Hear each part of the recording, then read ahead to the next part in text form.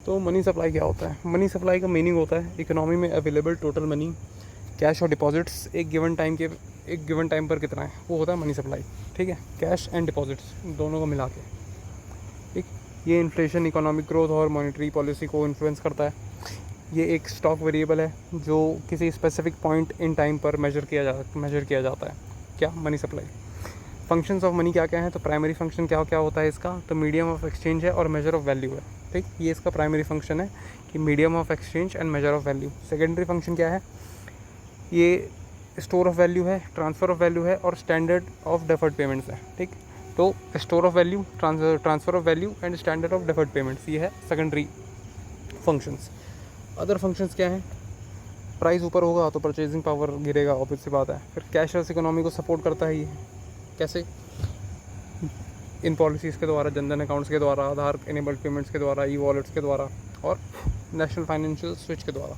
ठीक है, तो दो फंक्शंस हमारे, दो प्राइमरी फंक्शंस हैं। प्राइमरी में क्या क्या था? Medium of exchange and measure of value. ठीक, सेकेंडरी में store of value and transfer of value, और तीसरा स्टैंडर्ड ऑफ डिफर्ड पेमेंट्स, ये आता है हमारे सेकेंडरी फंक्शंस के अंदर। ठीक है, फॉर्म्स ऑफ मनी सप्लाई, कौन कौन से फॉर्म की मनी सप्लाई होती है? तो सबसे पहले तो कौन कौन से टाइप की मनी होती है ये देख लेते हैं। कि होती है फिएट मनी, इसे गवर्नमेंट इशू करती है। इसकी कोई इंट्रिंसिक वैल्यू नहीं होती है। ठीक है, जैसे कि अब हमारा रुपये हो गया, हमारा और डॉलर हो गया। ठीक है, रुपये की जगह दिनार होना चाहिए भाई वैसे। फिर कमोडिटी मनी क्या होती है? जिसकी इंट्रिंसिक वैल्यू होती है, जैसे गोल्ड हो गया, सिल्वर हो गया, कैटल हो गया। ठीक है, ये होती है कमोडिटी मनी। फिड्यूशियरी मनी क्या होती है? ट्रस्ट के बेसिस पर जो चलता है। ठीक है, जैसे कि बैंक नोट्स, चेक्स ट्रस्ट के बेसिस पे चल रहे हैं। ठीक है, बैंक मनी, बैंक में जो डिपॉजिट है, और डिजिटल मनी जो है, ठीक है, वो बैंक मनी में आ जाता है। फुल बॉडीड मनी, ये क्या होता है? जिसकी value is equals to metal का कंटेंट, जितना मेटल का कंटेंट है उतनी उसकी वैल्यू है, वो होती है फुल बॉडीड मनी। ठीक, जैसे gold and silver coins. Token money क्या होता है? जिसकी फेस वैल्यू ज़्यादा होती है और मेटल की वैल्यू कम होती है। ठीक, जैसे 1 रुपये, 2 रुपये, 5 रुपये। ठीक है, फिर प्लास्टिक मनी क्या होता है? कार्ड बेस्ड पेमेंट्स, यानी क्रेडिट कार्ड, डेबिट कार्ड, ये सब चीज़ें। और क्रिप्टो मनी क्या होता है? डिजिटल करेंसीज, बिटकॉइन, इथेरियम, ये सब चीज़ें होंगी। ठीक है, मॉडर्न फॉर्म्स ऑफ मनी ये क्या होते हैं? तो currency, paper notes and coins, ये हो गए। इन्हें एक्सेप्ट किया जाता है क्योंकि गवर्नमेंट ऑफ इंडिया द्वारा ऑथराइज्ड होते हैं। फिएट मनी का वो है, इन्हें फिएट मनी कहा जाता है। इनकी कोई इंट्रिंसिक वैल्यू नहीं होती, ये लीगल टेंडर होते हैं, इसलिए ट्रांजैक्शन के लिए इन्हें रिफ्यूज़ नहीं किया जा सकता। ठीक, अथॉरिटी कौन इशू करता है? Government of India, ministry of finance 1 रुपये का नोट करती है इशू, और बाकी कॉइन्स इशू करती है। कॉइनेज एक्ट 2013 के तहत, 2011 के तहत आरबीआई बाकी सारे करेंसी नोट्स इशू करती है। ठीक है, डिमांड डिपॉजिट्स, सेविंग्स अकाउंट्स और करेंट अकाउंट डिपॉजिट्स होते हैं, में जो डिपॉजिट्स होते हैं वो डिमांड डिपॉजिट्स कहलाते हैं। ठीक है, ऑन डिमांड विड्रॉ किए जा सकते हैं, इसलिए इन्हें डिमांड डिपॉजिट्स कहा जाता है। इन्हें मनी माना जाता है क्योंकि पेमेंट्स चेक्स के थ्रू की जा सकती है। ठीक, टाइम डिपॉजिट्स, इन्हें फिक्स डिपॉजिट भी कहा जाता है, सिर्फ स्पेसिफाइड पीरियड के बाद विड्रॉ किए जा सकते हैं। ठीक है, प्री मैच्योर विड्रॉल पर पेनल्टी लग सकती है। ठीक है, इसलिए इन्हें टाइम डिपॉजिट्स कहा जाता है। एनआरआई, पीआईओ अकाउंट्स होते हैं, ये कुछ ये अकाउंट्स हैं एनआरआई और पीआईओ के। एनआरआई कौन? नॉन रेसिडेंट्स इंडियंस, और पीआईओ क्या? Person of Indian origin. ठीक है, तो एफसीएनआर क्या होता है? फ्रीली कन्वर्टेबल फॉरेन करेंसी में मेंटेन होता है ये एफसीएनआर अकाउंट, फॉरेन करेंसी। ठीक है, फ्रीली कन्वर्टेबल फॉरेन करेंसी में मेंटेन होता है। सिर्फ term deposits, principal and interest non taxable. ठीक है, टर्म डिपॉजिट्स इसमें हो सकते हैं, प्रिंसिपल और इंटरेस्ट जो होते हैं वो नॉन टैक्सेबल होते हैं और फ्रीली रिपेट्रिएबल होते हैं। एनआरई अकाउंट क्या होते हैं? इंडियन रुपीज़ में मेंटेन होता है एनआरई अकाउंट्स। ठीक है, current, saving, recurring, FD available होते हैं, ये सब चीज़ें। Principal and interest non taxable होते हैं और ये भी फ्रीली रिपेट्रिएबल होता है। एनआरओ क्या होता है? इंडियन रुपीज़ में मेंटेन होता है ये। ठीक है, करेंट, सेविंग्स, इसमें भी वो सारी चीज़ें हैं।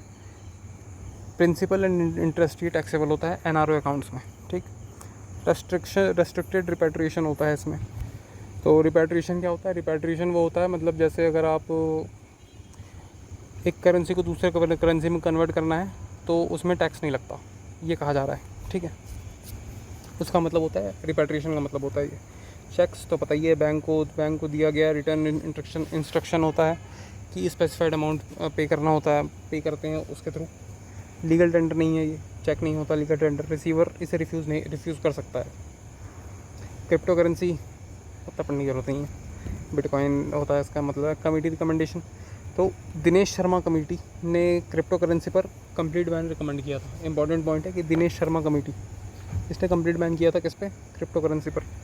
CBDC, central bank digital currency, किसी कंट्री की ऑफिशियल करेंसी का डिजिटल फॉर्म होता है ये CBDC, ठीक है। सेंट्रल बैंक द्वारा इशू और कंट्रोल किया जाता है, जैसे कि ई-रूपी हो गया फॉर एग्जांपल, RBI द्वारा इशू करती है ये एक डिजिटल लीगल टेंडर है। ट्रेडिशनल फिएट करेंसी के साथ एक्सचेंज किया जा सकता है इसे, ठीक है, CBDC को। मेजरमेंट ऑफ मनी सप्लाई कौन कौन से हैं? तो एक हो गया M0 अपना, जिसे रिजर्व मनी कहा जाता है। ये होता है बेस मनी होता है, ये हाई पावर्ड मनी होता है ये, ठीक है। इसे मॉनेटरी बेस कहा जाता है, तो वही बेस मनी हो गया। कंपोनेंट्स क्या क्या होते हैं इसके? MO is equals to, formula है ये, currency in circulation plus bankers deposit with RBI plus other deposits with RBI, ठीक है। इसकी लिक्विडिटी सबसे ज़्यादा हाईएस्ट होती है। लिक्विडिटी क्या होता है? ऐसे डिक्रीज होता रहता है लिक्विडिटी, ऐसे नीचे, ठीक। लिक्विडिटी डिक्रीज़ होती है और क्वांटिटी ऊपर की तरफ इंक्रीज़ होती है। ऑब्वियस सी बात है, इतनी यहाँ सबसे ज़्यादा क्वांटिटी होगी, सबसे ज़्यादा लिक्विडिटी होगी।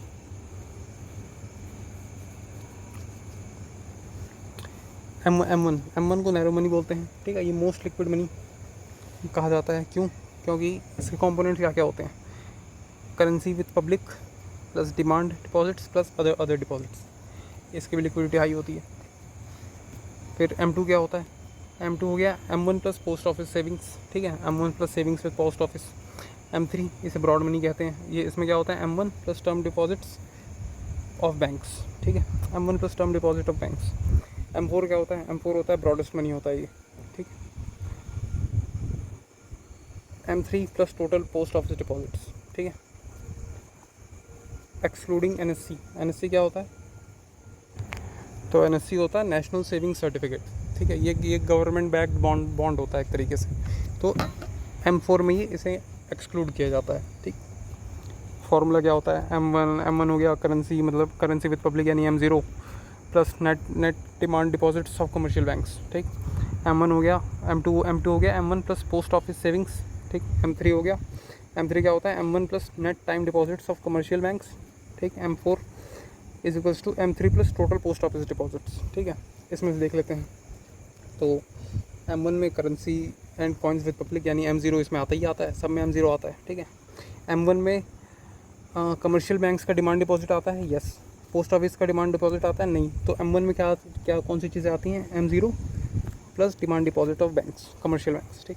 M2 में M0 आता है, demand deposit of commercial banks आता है, और demand deposit of post office savings banks आता है, ठीक। ये आता है M2 में।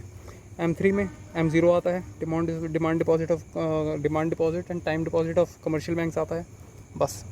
और M4 में M0 आता है और सारी चीज़ें आती हैं, demand deposit and time deposit of commercial banks plus demand deposit and time deposit of post office banks. ऐसे याद करना है ये, ठीक। फिर ये और ये, ठीक है। फिर ये तीनों, फिर ऐसे पूरा। तो ये वाला चीज़ें याद कर लो, आराम से याद हो जाएगा। ऐसे चल रहा है फॉर्मूला, ठीक है। ये डायग्राम याद करने का है। तो M3 क्या होता है? M3 मनी सप्लाई का सबसे कॉमनली यूज्ड मेजर होता है, ठीक। M1 मनी सप्लाई का सबसे लिक्विड फॉर्म होता है, लिक्विड फॉर्म में रिप्रेजेंट करता है ये। इंपॉर्टेंट पॉइंट्स क्या है? M1 को नैरो मनी बोलते हैं, M3 M4 को ब्रॉड मनी बोलते हैं। M1 मोस्ट लिक्विड होता है, M4 लीस्ट लिक्विड होता है। M3 मोस्ट कॉमनली यूज्ड है, मेजर है किसका? मनी सप्लाई का। M3 को एग्रीगेट मनी रिसोर्स भी कहा जाता है, ठीक है। हाई पावर्ड मनी M0 को बोलते हैं हाई पावर्ड मनी, ये मॉनेटरी बेस होता है, इसे ये भी कहा जाता है, मॉनेटरी बेस हो गया और रिजर्व मनी भी हो गया, ठीक है। ये कमर्शियल, ये सेंट्रल बैंक द्वारा इशू की गई करेंसी से मिलकर बनता है और क्रेडिट क्रिएशन का बेसिस होता है ये, ठीक है। फिर हाई पावर्ड मनी क्या होता है? इज इक्वल्स टू, मतलब बेसिकली वही है, high powered money is equals to reserve money is equals to monetary base, ठीक। लिक्विडिटी ऑर्डर क्या होता है? करेंसी सबसे ज़्यादा लिक्विड होती है, फिर डिमांड डिपॉजिट्स होते हैं, फिर सेविंग्स डिपॉजिट होते हैं, फिर टाइम डिपॉजिट होते हैं। ये लिक्विडिटी ऑर्डर है। मनी मल्टीप्लायर क्या होता है? क्रेडिट मल्टीप्लायर होता है बेसिकली, मतलब बेसिकली वही है कि आपने 1000 रुपये बैंक को दे दिया रखने के लिए, ठीक है। अब बैंक 1000 रुपये क्या करेगी, वो बैंक किसी को लोन दे देगी, ठीक है, वो उसमें से इंटरेस्ट कमाएगी। अब उसमें से जितना इंटरेस्ट कमा रही है वो बेसिकली मनी मल्टीप्लायर हो रहा है, ठीक है। मनी मल्टीप्लायर बैंक्स की वो एबिलिटी है जिससे वो इनिशियल डिपॉजिट से रिपीटेडली लेंडिंग और रीडिपॉजिटिंग के थ्रू और ज़्यादा मनी क्रिएट कर सकता है, ठीक है, मतलब वही इंटरेस्ट कमाते कमाते। फार्मूला क्या होता है इसका, एक और चीज़ है, ये दिखाता है कि हाई पावर्ड मनी M0 में 1 रुपये के इंक्रीज से टोटल मनी सप्लाई कितनी बार इंक्रीज़ होता है, ठीक है। तो 1 रुपये वाला पॉइंट याद रखना है। मनी मल्टीप्लायर का फार्मूला होता है money supply divided by reserve money, ठीक। इसका एक और फार्मूला होता है मनी मल्टीप्लायर का 1 divided by CRR, cash reserve ratio, where M होता है मनी सप्लाई, H हो गया हमारा रिजर्व मनी या फिर हाई पावर्ड मनी, ये हो गया H, और CRR तो पता ही है, कैश रिजर्व रेशियो। एग्जांपल वही, आप 1000 बैंक में डिपॉजिट करते हैं, बैंक उसका हिस्सा किसी को लोन दे देता है, वो पैसा स्पेंड होता है और फिर दोबारा किसी बैंक में डिपॉजिट हो जाता है, अगला बैंक फिर उसका हिस्सा आगे दे देता है, तो ऐसे मनी क्रिएट होता रहता है। इस तरह ओरिजिनल 1000 रुपये इकोनॉमी में कई हज़ार रुपये के डिपॉजिट क्रिएट करने में हेल्प करता है, ठीक है। डिमांड फॉर मनी क्या होती है, according to John Maynard Keynes, ठीक। जो लोग मनी की डिमांड 3 रीज़न से करते हैं, ये जॉन भाई साहब ने बताया था। पहला, ट्रांजैक्शन डिमांड, पर्पस क्या होता है इसका, डेली ट्रांजैक्शंस। दूसरा, प्रिकॉशनरी डिमांड, इसका पर्पस होता है इमरजेंसीज। और तीसरा, स्पेक्यूलेटिव डिमांड, इसका पर्पस होता है इन्वेस्टमेंट पर्पसेस, ठीक है।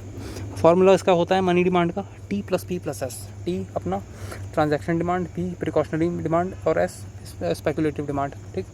की कंसेप्ट क्या होते हैं ट्रांजैक्शन डिमांड के, करंट ट्रांजैक्शंस के लिए रिक्वायर्ड मनी, ठीक है, डायरेक्टली रिलेटेड होती है रियल GDP और प्राइस लेवल से, ठीक है। स्पेक्यूलेटिव डिमांड का क्या होता है, इन्वेस्टमेंट अपॉर्चुनिटीज़ के लिए होल्ड किया गया मनी, ठीक है, इंटरेस्ट रेट से इंक्रीजिंग इन्वर्सली रिलेटेड होता है ये, ठीक। फिर velocity of circulation of money, ये क्या होती है, एक गिवन पीरियड में मनी की एक यूनिट कितनी बार हैंड चेंज कर रही है, मतलब समझ गए ना, मतलब कितने बार मनी एक हाथ से दूसरे हाथ में पहुंच रहा है।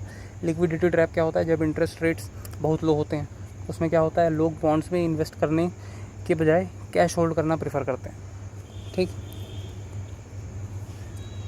क्यों, क्योंकि इंटरेस्ट कम है तो पैसा कम मिलेगा, उससे अच्छा कैश रख लो। एग्रीगेट मनी सप्लाई क्या होता है, ये होता है currency with public plus demand deposits of public with banks, ये होता है हमारा एग्रीगेट मनी सप्लाई। बैंक से विड्रॉल सिर्फ कंपोजिशन चेंज करता है, जैसे डिपॉजिट से कैश में हो गया, लेकिन मनी सप्लाई चेंज नहीं होती, ठीक।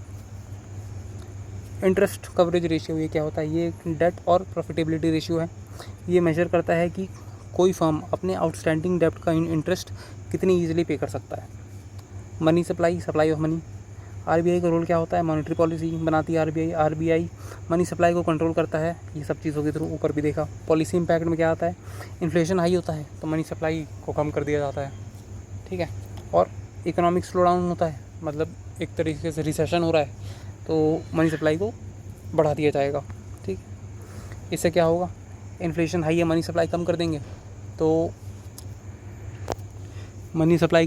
तो क्या होगा कि इंटरेस्ट रेट यानी बढ़ रहा है, इंटरेस्ट रेट बढ़ रहा है तो लोग कम लोन लेंगे, कम क्या बोलते हैं खर्चे करेंगे, इसलिए ऐसा चीज़ें होती हैं। कमर्शियल बैंक्स में क्या है, कमर्शियल बैंक होता है क्रेडिट कंडीशन के थ्रू मनी क्रिएट करते हैं इन लोग, ठीक है। More lending is equals to more money supply, less lending is equals to less money supply, तो इतना ही है मनी का।